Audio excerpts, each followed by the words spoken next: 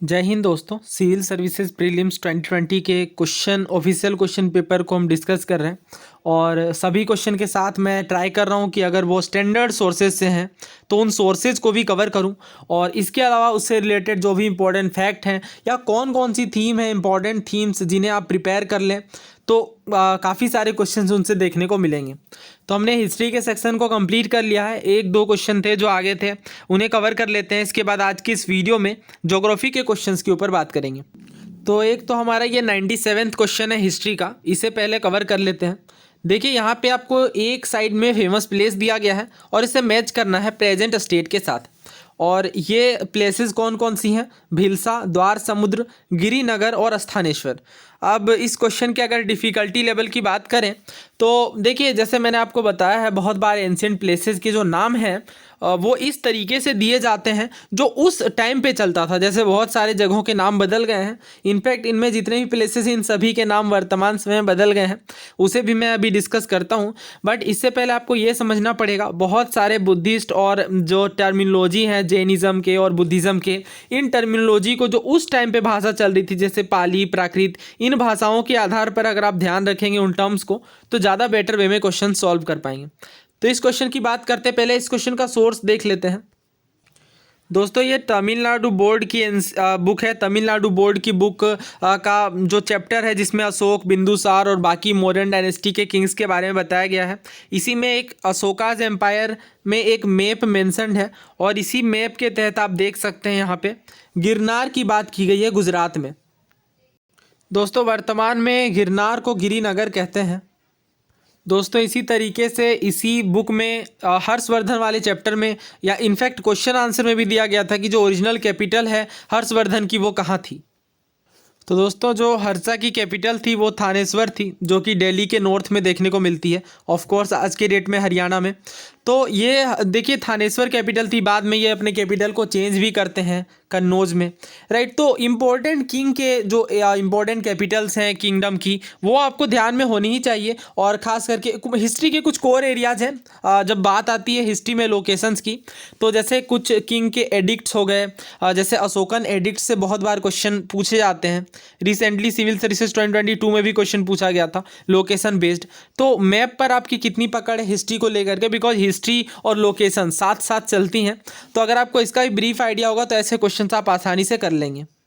तो दोस्तों जैसा कि मैंने बताया यहाँ पे गुजरात में गिरिनगर ऑफ कोर्स है, तो ये करेक्टली मेज्ड पेयर है।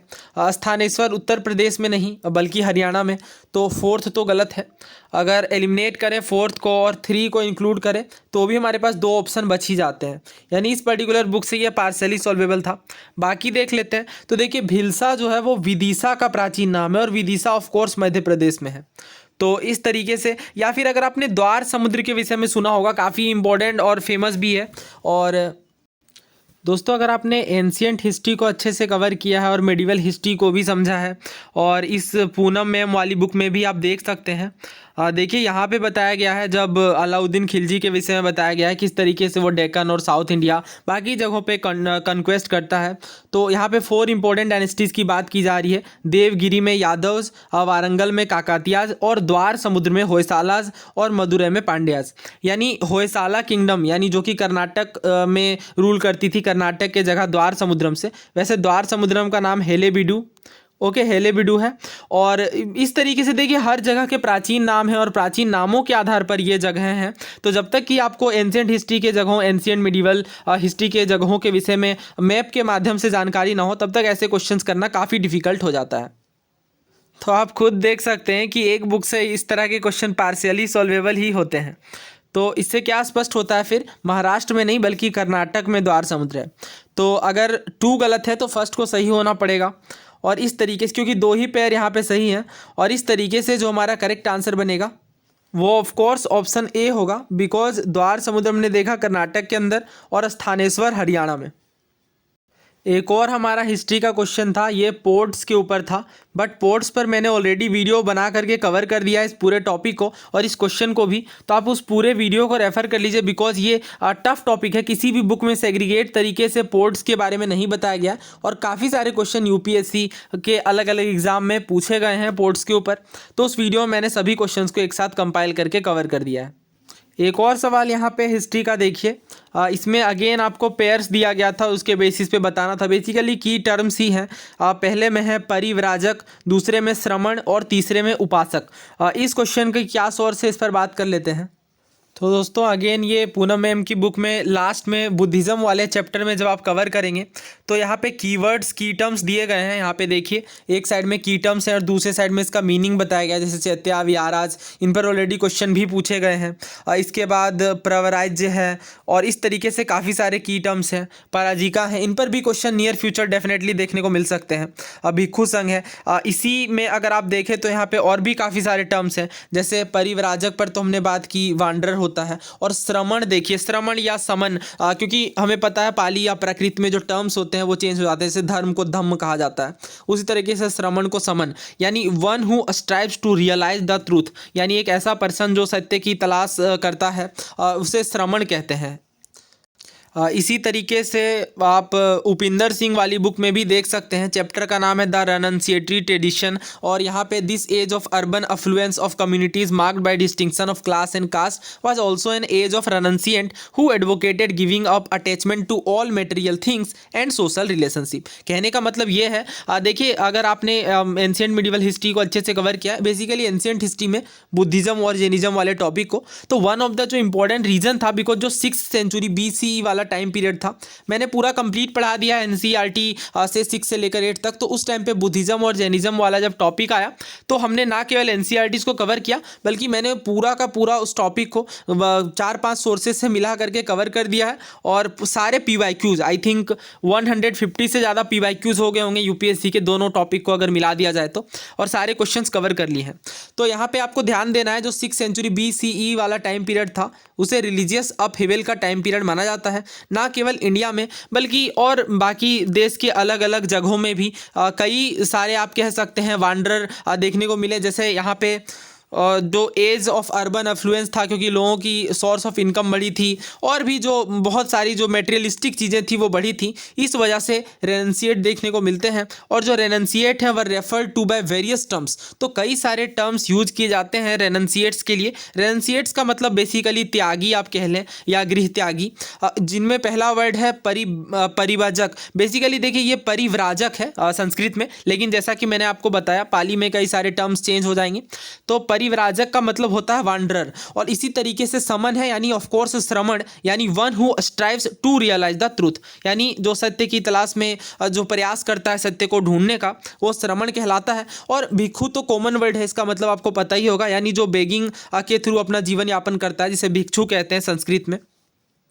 तो देखिए यहाँ पे ये बताया गया कि ये ऐसे लोग हैं जिन्होंने अपने घर को त्याग दिया है और वांडरर्स के जैसा रहते हैं, डिपेंड करते हैं ये फूड्स और आर्म्स जो कि इन्हें ऑफर में दिया जाता है हाउस होल्ड्स के द्वारा।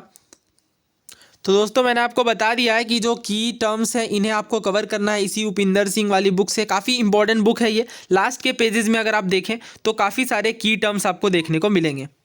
ओके, और उन की टर्म्स में भी अगेन यहाँ पे जिक्र देखने को मिलेगा और वहाँ से आप इसे कवर कर सकते हैं।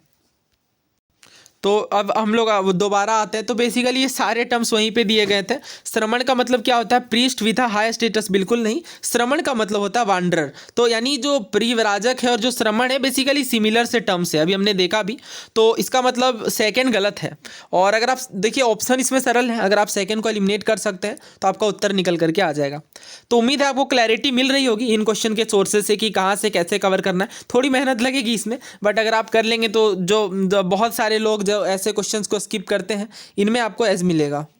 दोस्तों आइए अब ज्योग्राफी के क्वेश्चंस को कवर करते हैं। तो इस वीडियो में हम केवल कोर ज्योग्राफी के क्वेश्चंस कवर करेंगे और जो बाकी एसोसिएटेड ज्योग्राफी हैं जैसे एनवायरनमेंट के कुछ सेक्शन हो गए और ज्योग्राफी में जो और भी अदर सब्जेक्ट से मिक्सअप करके क्वेश्चन आते हैं उन्हें हम लोग सेपरेट वीडियो में बात करेंगे।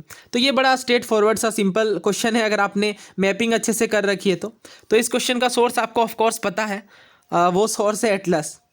तो देखिए एक साइड में रिवर है और दूसरी साइड में आपको बताना है कि कौन सी नदी कहाँ पे गिरती है। सबसे पहले मेकोंग, टेम्स, वोल्गा या जेम्बेजी। तो देखिए जो मेकोंग है ये फ्लो करती है क्या अंडमान सी में। देखिए मेकोंग अगर आपको ध्यान में आ रहा हो तो साउथ ईस्ट एशिया या साउथ एशिया बेसिकली आप कह लें, तो ऑफकोर्स ये साउथ ईस्ट एशिया की कंट्री है और अंडमान सी में नहीं बल्कि साउथ चाइना सी में फ्लो करती। देखिए ऐसे क्वेश्चंस के अगर सोर्स की बात करें तो न्यूज़ में बहुत ज़्यादा ये रहते हैं, और एनसीईआरटीज़ में भी अगर आप देखें तो वियतनाम वाले हिस्ट्री वाले चैप्टर में भी इन चीज़ों का जिक्र आपको देखने को मिलेगा। बट जब आप मैपिंग करेंगे तभी ऐसे क्वेश्चंस आसानी से कर पाएंगे, अदरवाइज फिर कन्फ्यूजन का स्कोप रहता है, राइट। और ये टेम्स भी देखिए आयरिश सी में नहीं बल्कि नॉर्थ सी में गिरती है। वैसे अगर आपको 3 और 4 पता है, जो वोल्गा कैस्पियन सी बिल्कुल सही है, और जेम्बेजी इंडियन ओशन ये भी बिल्कुल सही है, तो यहाँ से आप आंसर निकाल सकते थे। और अगर मैपिंग अच्छे से की हुई तभी ये क्वेश्चन सरल होते हैं, अदरवाइज फिर ये कंफ्यूज कर सकते हैं और ये स्ट्रेट फॉरवर्ड होते हैं। मगर इसका मतलब ये है कि अगर आपने इन टॉपिक्स में अच्छे से काम कर लिया है, मैपिंग कर रखी है, तो फिर आप आसानी से यहाँ से मार्क्स स्कोर कर सकते हैं। नेक्स्ट क्वेश्चन देखिए, the crop is subtropical in nature, a hard frost is injurious to it. यानी जो क्रॉप है वो नेचर में सब ट्रॉपिकल है, यानी सब ट्रॉपिकल एरियाज में ग्रो होती है, और जो फ्रोस्ट है, फ्रोस्ट बाइट, ये इंजरियस है, और एटलीस्ट 210 फ्रोस्ट फ्री डेज की रिक्वायरमेंट होती है। और जो रेनफॉल है ये बहुत ज़्यादा नहीं है, 50 to 100 सेंटीमीटर देखने को मिलेगा। और जो लाइट वेन ड्रेन्ड सोयल है, यानी कि एक ऐसी मिट्टी जिसमें बहुत ज़्यादा पानी नहीं है बल्कि वेल ड्रेन्ड है, और रिटेनिंग मॉइस्चर होना चाहिए, ये आइडियल। देखिए ये सब अगर आपको टर्म समझ में आ रहा है कि रिटेनिंग मॉइस्चर, हमने जब सॉइल्स वाले टॉपिक को कवर किया था तो उस टाइम पे मैंने बात की थी, जो ब्लैक सॉइल है ये मॉइस्चर रिटेन करके रखती है, राइट, यानी काफ़ी समय तक मॉइस्चर देखने को मिलता है। तो ये ब्लैक सॉइल से भी अगर आप आइडेंटिफाई करें तो काफ़ी आसानी से आप आंसर निकाल सकते हैं। ऑफ कोर्स ब्लैक सॉइल यानी काली मिट्टी में कपास उगता है, तो इसका आंसर होगा ऑप्शन ए, कॉटन। क्वेश्चन के सोर्स की बात करें तो क्लास 10th ज्योग्राफी के चैप्टर 4 एग्रीकल्चर में काफ़ी अच्छे से समझाया गया है रबी खरीफ और बाकी क्रॉप्स के विषय में, और कई सारे क्रॉप्स के विषय में जानकारी भी दी गई है। जैसे इसी चैप्टर में अगर आप देखें तो शुगर केन और भी जो बाकी फसलें होती हैं जैसे टी, तो इनके भी आपको कॉन्सेप्ट पता होने चाहिए कि कौन सा रिक्वायरमेंट होती है किसी भी फसल को अच्छे तरीके से ग्रो करने के लिए, और कॉफ़ी कहाँ कहाँ पे उगाया जाता है। इस ईयर भी क्वेश्चन आया है 2022 में भी, कि आपको बताना है कि कौन कौन सी स्टेट्स जो हैं वो टी प्रोड्यूसिंग स्टेट्स है, यानी बेसिकली आपको बताना था कि कौन कौन से स्टेट्स में टी का प्रोडक्शन देखने को मिलता है। वैसे वो क्वेश्चन काफ़ी ज़्यादा क्लियर नहीं था, बहुत वेग क्वेश्चन आप कह सकते हैं। देखिए कॉटन के विषय में क्या बताया जा रहा है कि कॉटन जो है वो ब्लैक कॉटन सॉइल जो है उसके ड्रायर पार्ट्स में अच्छे तरीके से ग्रो होता है, और यहाँ पे रिक्वायरमेंट बताई गई है कि हाई टेम्परेचर की ज़रूरत पड़ती है, लाइट रेनफॉल चाहिए, और 210 फ्रोस्ट फ्री डेज चाहिए, और ब्राइट सनसाइन भी बेटर होती है ग्रोथ के लिए। और कितना टाइम, हाँ ये बात भी आपको ध्यान रखनी है कि जो कॉटन है वो एक खरीफ फसल है। देखिए रबी खरीफ और बाकी जो फसलों के सीज़न होते हैं इन पर मैंने ऑलरेडी वीडियो बना रखा है, और उन सभी वीडियोज़ को आप प्लेलिस्ट से जाकर के एक साथ एक्सेस कर सकते हैं। तो यहाँ पे देखिए खरीफ फसल है और 6 से 8 महीने की रिक्वायरमेंट होती है, और जो मेजर कॉटन प्रोड्यूसिंग स्टेट हैं उनकी लिस्ट इस प्रकार है। तो कहने का मतलब यह है कि आपको कोई भी एनसीईआरटी स्किप नहीं करनी है, बहुत ध्यान से कवर करना है। तो करेक्ट आंसर क्या होगा यहाँ पे, ऑप्शन ए। तो ये बेसिकली स्ट्रेट फॉरवर्ड एनसीईआरटी से आप कह सकते हैं क्वेश्चन। नेक्स्ट क्वेश्चन देखिए, अगेन क्लाइमेट वाले टॉपिक से एक स्ट्रेट फॉरवर्ड क्वेश्चन पूछा गया है। अगर आपको ये कॉन्सेप्ट्स क्लियर हो जाते हैं तो ऐसे क्वेश्चंस में मार्क्स आपके कभी नहीं घटेंगे। अगर आपको ये क्वेश्चंस अच्छे से अगर इन कॉन्सेप्ट्स के बारे में पता है, जैसे जेट स्ट्रीम्स क्या है, क्यों होते हैं, इसी तरीके से और भी काफ़ी सारे वेदर फिनोमिनाज होते हैं जैसे एल नीनो, ला नीना, इन सभी टॉपिक्स पर मैंने ऑलरेडी वीडियो बना रखी है। तो यहाँ पर मैं जेट स्ट्रीम को पूरे डिटेल में कवर नहीं करूँगा, क्योंकि ऑफकोर्स इसके लिए सेपरेट वीडियो है, बिकॉज जेट स्ट्रीम पर और भी काफ़ी सारे क्वेश्चन पूछे गए हैं। इसी तरीके से एल नीनो, ला नीना, इन पर भी काफ़ी सारे क्वेश्चंस पूछे गए हैं। तो उन सभी वीडियोस की लिंक मैं इसी वीडियो के डिस्क्रिप्शन बॉक्स में प्रोवाइड कर दूंगा, वहां से जाकर के आप पूरा कॉन्सेप्ट देख सकते हैं। देखिए पहला स्टेटमेंट क्या है कि जेट स्ट्रीम केवल नॉर्दर्न हेमिस्फीयर में देखने को मिलता है। दूसरा कहा जा रहा है कि केवल कुछ ही साइक्लोन में आई देखने को मिलती है। आई का मतलब होता है बेसिकली एक ऐसी जगह जहाँ से जो साइक्लोन है वो इमर्ज होता है। अगला कहा जा रहा है सेंटर, जिसको बोलते हैं बेसिकली साइक्लोन का। The temperature inside the eye of a cyclone is nearly 10 degree lesser than that of surrounding, यानी सराउंडिंग के मुकाबले 10 डिग्री सेल्सियस कम टेम्परेचर देखने को मिलता है आई के अंदर जो टेम्परेचर है वो।